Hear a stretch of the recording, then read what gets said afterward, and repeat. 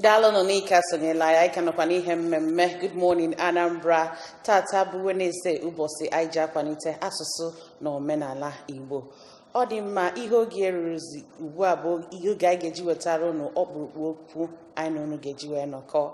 Anyị ma na Ahuike bụ ihe dị mkpa, bụrụ ihe na-enye aka n'ọganihu obodo ọbụla. Ya ka anyị ji wee nọkọ taa wee sị ka anyị kpalụ maka ịkwalite ahụike na obodo anyị bụ Anambra. Ọ dị mma ndị anyị na ha nọ n'ụbọchị nke taa iji wee nye aka wee tinye ọnụ n'okwu bụ Dr. Vincent Okpala, the Honorable Commissioner for Health, Anambra State. Anyị na-asị gị nnọọ. Daalụ. Anyị nwekwazi Ms. Onyedika Chi Oluchi, SSA to Governor Obiano on Medical Supplies and Facilities. Anyị na-asịkwazi gị nnọọ. Ọ dị mma ka anyị bido ebe ị nọ Dr. Vincent obi dịkwa ya aṅụrị, ama m na obi dịkwa gị aṅụrị, wee na-asị ka anyị congratulate gị na ọ bụ n'ọnụ oyibo na ya bụ ọkwa nke enyere gị, ya bụ State Commissioner for Health na Anambra. Kedu ka obi dị gị? Obi bụ Paulina. Ụbọchị anyị ga-afụ Paulina ọ dị mma. Ya bụ kedu ka isi wee mgbe enyere gị ya bụ ihe, kedu ka isi wee fụta ya? Aga m asị gị na mgbe e nyere m ọnọdụ anụnwa, enwere ka a na-esinye nwata osi enyere na nne onye, mana enyere onye fụkwa na ọ efe okolo ruru oge ime, maka na ọzụzụ azụrụ m na ebe ndị ndụgagoro ọrụ ịrụ ọrụ anụnwa bụ ife m ga-emenwu, ife ntolulu, mana ọ bụrụ mma kacha ndị niile gụgụla akwụkwọ na inekwata ndị arụ na-adịrọ wee malie ife, ọ bụrụkwa mma kacha fa wee si ike, mana mgbe ụfọdụ ife bịa enelu anya sị na o luru gị ị na-alụ wee lụba. Maka na Anambra steeti anyị nọ na ya, anyị nwa kacha azụpụta ndị na-agwọ ndị ọya n'ụwa niile. Anyị bụ na-ede ihe ebe a na-enene, ebe a na-azụpụta ndị ọzọ Igbo ndụ, ma ndị a na-akpọ ogbu ebule nke a na-akpọ dọkịta n'oyibo. Elu ebe afọ ndị Anambra na-etulu ugo, mana obodo anyị bụ Naijiria, mana obodo oyibo ilu n'obodo oyibo ha nwa bụ ife na-agbakwa mbọ na ngalaba niile dị iche iche n'ụlọ ọgwụ. Ị ga-afụ ndị be anyị ebe ahụ, mana ịgbadatazi ebe anyị na Anambra ada afụ ụzọ ife ndị afọ. Mgbe e wetara nsi ngwanị ka abịa ma ga-edezi ebe a ka ọ dị ka ebe afọ ndị ọzọ na-agba aka aga wee zọta ndụ, ka ọ bụzi ebe anyị bụ Anambra ka a ga-abịa na-azọta ndụ. Mgbe onye na-achị obodo anyị bụ Chief Dr.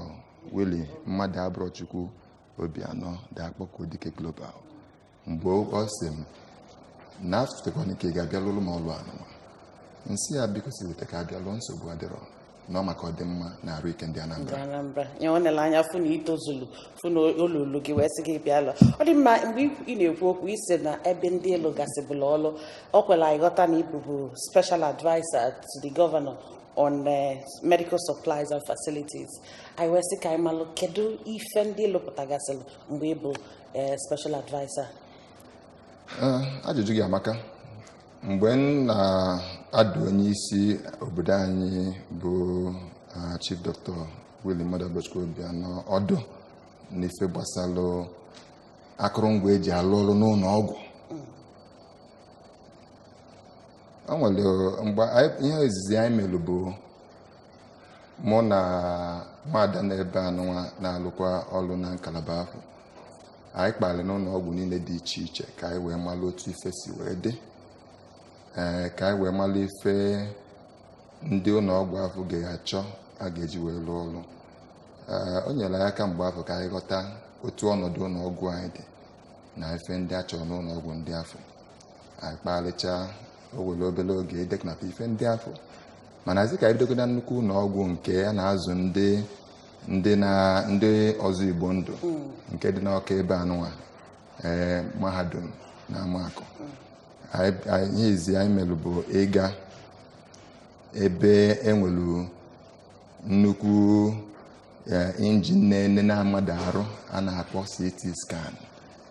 aga nenecha ebe afọ ebirogoro na nke afọ ịga ebe afọ kịta ị ga-afụ na a na-edezi ebe afọ ka e wee tinye injin nke anyị na-ekwu a na-akpọ CAT-scan tikwa ife ndị ọzọ eji enene mmadụ arụ nke bụ onye nwere ife dị aṅaa ebuga ya ebe afọ enene onye afọ arụ. Ọ dị mma ka anyị bịa bido Nwada Oluchi gị nwa sokwu na ndị na-adụ gọvanọ ọdụ gbasara medical supply na facilities anyị wee chọọ ka anyị malụ kedu ka nya bụ ọlụ si aga n'ebe ị nọ ka anyị nụ n'onu gị. Ọlụ ịbụ iso na ndị na-adụ gọvanọ ọdụ gbasara ihe idozi arụ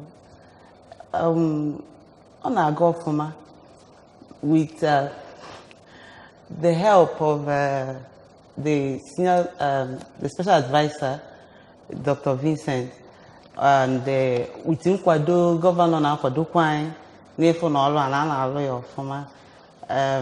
So far so good, yes. Anyị go a lot, which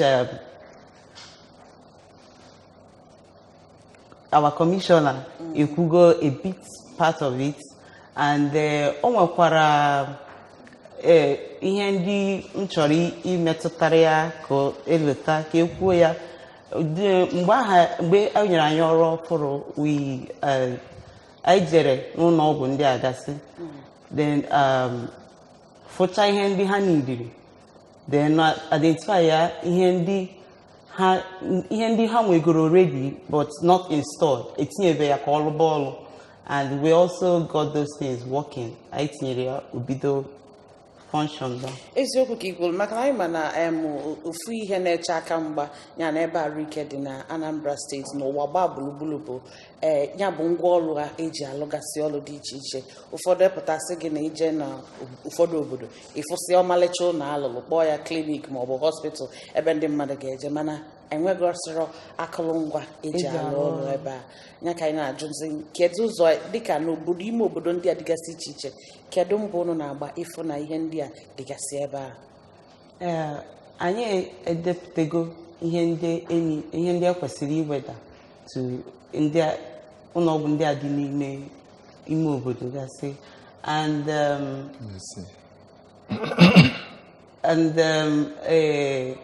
ụfọdụ ihe ndị eji arụ ọrụ anyị fụrụ edesasị na ụfọdụ hospitals ndị anyị je anyị identify chagokwa ha, and we want to redistribute them ikegharị ya weje to ndị anọ n'ime ime obodo na-enwero enough equipment ihe eji arụ ọrụ iji wee bido ọrụ nke ha.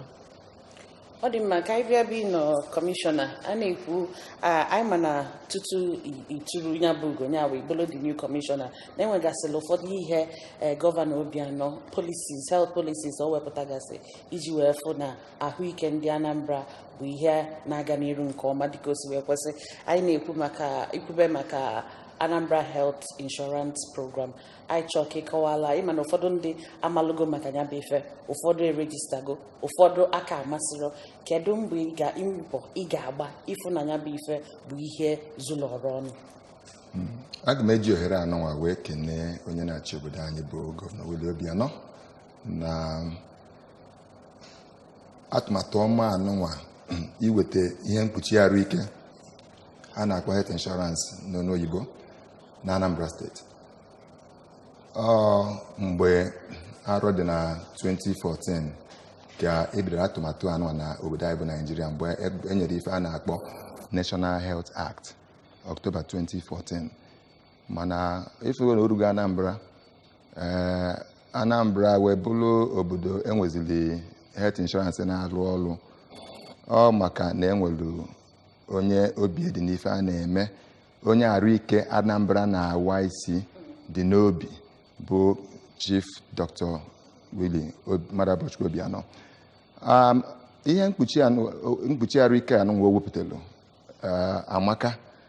Anyị wee ewego ya lukwu ọrụ mgbe nka na-arụ mgbe na-adụ ya ọdụ na ihe dịka obodo mbụ Akpụ. Anyị nyere enwelu mmadụ 150 anyị wetelu ya ndị onwere ka ọ rafa na ịfụ na ha ji ekịta anụ onye arụ adịrọ ọgbagba n'ụlọ ọgwụ agafụ ya ịghọtago. So ihe anyị na-ayọ ndị Anambra bụ biko onye ọbụla gbaa mbọ ka ọ gaa ka ọ fụ na o tinyere afa n'ife mkpuchi ahụike anụ a na-akpọ health insurance na ọ maka mma nwekwuru nke m. So ihe ọzọ nna ya kwafa bụ ọ bụrụ na e nwere onye nke gị nọ n'ime obodo ifuru n'aka esiri ike ọkpọkwana gị ọsị gị tada na ọ na-amị ya n'okwu ma na ọ na-awụ ya isi ya ngwa inwego health insurance nwere ịgbana ya mbọ n'ọkwana ego ya amakwana obukebere ibu na ọnwa ọbụla ife a na-akwụ bụ 1,000 naira 1,000 naira mana ọ bụ na agbakọta ya n'arọ ife ị ga-akwụ ka ị wee soro na atụmatụ anụnwa bụ 1,200 12,000 naira. Mgbe na-azụ afịa mgbe na-alụ ọrụ oyibo nwere ihe mkpuchi nwelu ma enwere ife ị na-alụ chacha ebosiwe magbuo onwe ya atụmatụ nke Anambra bịa eme ha na-akpọ adoptee program. Adoptee bụ na aka siri m ike aka esiri onye anụ nwee ike ngwa bịa welu ife mkpuchi gị fara anụnwa na-abịa ịghọtana alụ onye afọ arụ na-ebazi onye afọ ọ gaa ụlọọgwụ o nwere ife ọ na-akwụ ma ọ gaa ịfụ dọkịta n'ụlọ ọgwụ o nwere ife ọ na-akwụ ma ọ gaa inyocha ya arụ o nwere ife ọ na-ụzọsọ ebe ọ ga-akwụ bụ ma ọ gazie ka ọ ga natazie ọgwụ ọkwụọ nwa jai obere ego ọ ga-akwụ ịgbakọnyere nke ndị inshọransị ga-akwụ. So a na-ayọ onye Anambra ọbụla ka a gbaa mbọ fụ na onye afọ nwere health insurance ma obere ma nnukwu. Ọ dị mma Nwaada Oluchi, kedu onye chọrọ itinye na nke a? Ka m tinyekwuo n'ihe o kwuru na ayọkwuo ndị aka siri ike ihe ọ kpọrọ adoptee ayọkwuo ndị aka siri ike ka ha n'anya n'obodo ha n'ezi obodo ha si ndị ahụ na-aka esiri ike ha adọptụọ ha like nke ọ kọwa o mere na be ha o mere up to mmadụ ịkwụrụ ha ụgwọ. He did for 100 people and o nwere ndị ọzọkwa nwere ego ndị aka siri ike na adọptụ 200 1000 onye isi ala adọptụkwara nke ya nwa ka anyị hapụzie okwu na-akọwa bụ ka ayọ ndị aka siri ike ndị ya emenwe ka ha nyelụ ndị aka na-esiri ike aka. Ọ dị mma ka ọ dị ugbu a anyị ga-agba nwa di m ka anyị jee mara ihe ndị mmadụ nwere ike ikwu maka otu anyị ga-esi wee kwalite ahụike n'obodo anyị bụ Anambra. Apụkwana anyị na-echi ya taa.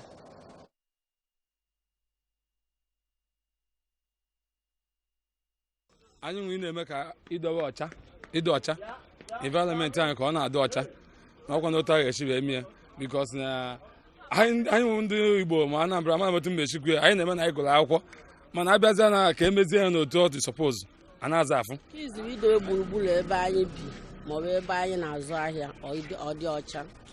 Nke ịbụọ site na nri anyị na-eri n'ọnụ anyị ga-eme ka nri anyị na-eri na-adị n'iti esi nri ọ bụrụ iweta ihe ị ga-akwụkwọ nri emenye etozu ị ga-asị ya ọfụma saa anya tinye nnu wee saa akwụkwọ nri saa anya ọfụma wee were esie nri anyị rikwe na ọ na-enye ahụike anyị a na-abịa.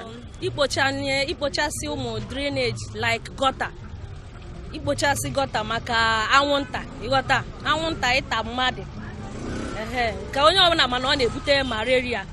Then secondly wụlụ vegetable a na-egotecha n'abịa dịka ụgụ water leaf na ndị otie ọ bụrụ na igotie na-abịa nataru obelu ịsachacha ya bifo ịsa ya itinye n'ime mmiri itinye nnu wee sachacha ya saa ya as many times as ka o wee nwee ike ịdị ọcha. anyị nwere na-eme ka ịdị ọcha environment anyị ka ọ na-adị ọcha na ọkwa n'otu a ga-esi wee mie because na anyị nwụ ndị Igbo ma Anambra ma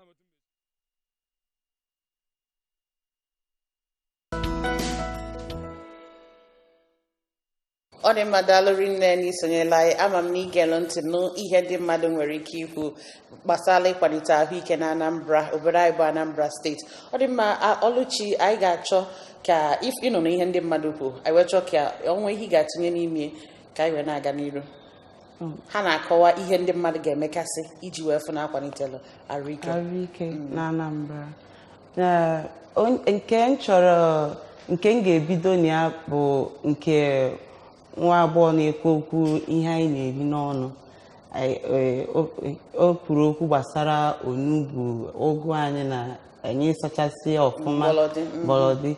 Now, Anambra State Government is true ọ ihe dịrị anyị nche, ọ bụrụ sọ ihe dịrị gọọmenti ime, mana anyị ndị gọọmenti kwa nwekwara ihe ha na-emekwa ịfụ na ihe anyị na-eri n'ọnụ na ọ dị ọcha na ọ na-enye anyị ihe ọ kwesịrị inye anyị n'arụ. Ebe a ka kọmishọna anyị welitere ihe a na-akpọ Food Hygiene Agency. Ndị a kịta ihe ha ga na-alụ bụ ijegasị ebe dị agha a na-esi ife anyị na-eri, ha ruo ha afụ na emere ya mee ya ọfụma bifo ebupụta lesi anyị wee rie ka anyị wee rite ndụ. And then nke ikpochasị ọwa mmiri, the drainage, the Commissioner for Environment yesterday mgbe anyị gara Nnewi, afụrụ m ihe ha na-emegasị ebe a na-ekpochasị ọwa mmiri ma dọtịa paakị si ya. I mean, Anambra State Government has it at heart ịfụ na ndị bi na Anambra nwekwere ezi ahụike. Ọ dị mma ka anyị bịa bi nọ kọmishọna ịma na nyaa na aflagịlị of maternal and child health program na Anambra nke a sị na oge ewe otu izuụka. Anyị chọọ ịma ihe bụ ebumnobi eji wee bido nya bụ ihe, kedu ihe a chọọ ije wee mepụta na Anambra? Nwada, ajụjụ gị amaka. Ife a na-akpọ maternal, newborn and child health week bụ oke atụmatụ ndị na-achị ọ bụrụ obere ife. Ọ dị mma na-agakwa n'iri kọwala anyị. Ife a na-akpọ maternal, newborn and child health week bụ oke atụmatụ ndị na-enekwata ahụike na ala anyị bụ Naịjirịa gbakọnatara na Asaba mgbe na ọnwa 2020 2010 wee wepụta atụmatụ a si na a ga na-eme ugboro abụọ n'arọ, ọnwa Mee na June ya na ọnwa Novemba Disemba. So nke arọ anụnwa nke mbụ ya ka a na-eme ife a. Nya ka ihe a na-achọ ime bụ ka a gbaa mbọ fụ na ahụike ga-adịrị nne, dịrị nwa ebu n'afọ, dịrị nwaanyị dị ime. Ịghọtago? Ihe a na-ayọ ndị be anyị ma a na-eme emume anụnwa, a ga na-enye vitamin A, a ga na-aga ụmụ nwaanyị dị ime na-ayọfa ka fa na-aga ụlọ ọgwụ ọfụma, agakwa ụlọ ọgwụ a na-enefe arụ ụmụ ife dị aṅaa, a ga na-agba ọgwụ mgbochi. Anyị mabụ na Anambra etulubugo ugo n'ịgbanya bụ mgbochi. A ga na-etulugo na-aga n'iru. Ọnya na anyị na-achọkwa ịma na nke anyị nọkwa anyị na-etulukwanya bụ ugo wee na-aga. A ga na-eti n'ụbanda. N'ihe ndị ọzọkwa ịkwa aka mgbe a na-eli nri mfụrụ nwa agbọghọ na-ekwu bụ mgbe afọ na ihe onyonyo igosiri anyị. Ụmụ ife anyị ka na izuụka anụ anọ n'aka a na-agagharị na ebe a na-akpọ primary health care centers na-eme ife ndị a na-aga, mana ka o wee zuzie onye ọbụla arụ. Anyị nwekwa ụmụ general hospitals anyị mepụzi na aga agakwa na ya ife a na-emekwa na ya bidoro ụbọchị ụka geru na izuụka anụ agwụ a na-agacheba. Nwekwa mission hospitals ndị ụka epitikwe n'ife a na-eme. Ihe a na-ayọ ndị mmadụ akwa ifuru ịmụ otu esi akwa aka tupu eji eli nri, iri ezigbo nri ga na-enye ahụike, vitamin A supplementation a ga na-enye ụmụazị dị arọ dị aṅaa, iweta ihe na-echekwaba anwụnta, malụ otu esi eyuzu ihe a na-ekweghị anwụnta a na-akpọ mosquito net. Ihe a na-ayọ ndị Anambra bụ ndị enyere ụmụ ife ndị anụ nwekwe ndị na-abịa mgbe ụfọdụ ha esi na Abuja bịaluo n'obodo anyị bịa ịjụ ese. Enwere ka bịa n'ezinụlọ gị ajụọ gị enyekwere gị inwe mosquito net, esifa na ị nwere ma ọ na enwerọ. Asị gị ọ bụrụ na ị nwere makwa otu esi eyuzu ya esi a na ịma otu esi ejikwa ya ma otu esi ejikwa ya ọ bụrụ na esi na ịma otu esi na ị nwere ya ịma otu esi ejikwa ya ọ bụ ihe ọmanyere Anambra maka a ga-eti ikiri ya good ọ bụ na mana ụfọdụ na-eme enyecha afa ajụ afa ma ha enwetago ha sị na ha enwetaba maka a chere a ga-enyefe ọzọ enye anyị bad and ihe bụ ihe eji asọmpi steeti anyị bụ Anambra a na-asọmpi ha na steeti ndị ọzọ mana abịa bụ na enyego gị isi na enyebere gị ịma na ị na-ewepụrụ anyị ife steeti ndị nke ọzọ ga-emecha merie nwee ike enwe efe ndị na-elekọta arụ ike na obodo anyị bụ Naijiria nwee ike inyefa ọ dị mma ma ihe ndị anyị na akọwasịrị ya ndị mmadụ akọwara ya nya mana nke a eji m ọnọdụ ohere anụnwa na-akọwakwa ya ka ha ghọtakwuo ọ dị mma ihe ndị a niile isi na a ga-enye vitamin A supplement insecticidal net na ihe ndị a niile o nwere ego a ga-akwụ onye bịaba onwe ego ọ ga-eji wee biko onye na-akwa gị ego ịkpa nwere ego a na-akwụ ya na-enye ya n'efu nwere ego a na-akwụ onye ọbụla gara ebe na primary health care center ma ọ na general hospital so n'ihe a na-eme ma ọ mission hospital so n'ihe a na-eme na izuụka a na-eme ife a enwere ife ọbụla a na-ana ya ọ dị mma tutu anyị achịkọta na ọ dị ụbọchị abụọ gara aga ka e kwuru na Anambra steeti very soon ga-abụzi health tourist haven anyị mana ndị mmadụ arụ na-anwụ ndị mmadụ duto na-enwegasịrị akụrụngwa a ga-eji wee gwọfe ọrịa ha na-apụzi obodo dị iche iche iji wee nweta ya bụ ọgwụgwọ iwe na-ekwu na ya bụ ife ga-abụzi ihe ndị mmadụ ga-esi obodo ndị ọzọ na-abịazi na Anambra kedu ka esi akwadobe achieve ya bụ ihe na Anambra steeti ajụjụ ejulu ọtọ ka m maka ihe mere bụ na ine ego a na-ebupụ n'obodo anyị bụ Naijiria eji aga azọ ndụ ihe megoro na ndị na-enyochapụta ife a sị na o luchalụ n'ọnụ oyibo $2 billion arọ ọbụla ego ebuka mana ego anụnwa bụ ebe a ga-eme ọ bụrụ na anyị hazie ife otu anyị si wee na-akwado ime na Anambra ahazicha ife onye na-achọ ịgbaga n'obodo oyibo ka ọ ga zụta onwe ọfụ na ya nwere ife afọ na Anambra ọ bịara Anambra ịghọtago mana a ka ga-enwe ọ bụrụ na unu nye m ohere na mgbe ọzọ ga-akpa nkata enwezi ike ịkọwa otu a ga-esi wee mee ndị ọ dị mma na nchịkọta kedu ihe ndị Anambra ga-eme anya n'aka gị ndị Anambra ana m asị na arụ ike wara ụlọ ọjị ndụ mmiri ndụ azụ ife na one anụnwa e nyere asị na Anambra ọlụ asị a ga-alụ n'ife gbasara arụ ike aga m agba mbọ mụ na ndị ọlụ m ịfụ na Anambra ga-abụzi ebe a ga-eji na-ama atụ ma abịa n'ife gbasara arụ ike na arụ na onye anụ afọlụnị na ọchịchị onye isi ana bụ Chief Dr.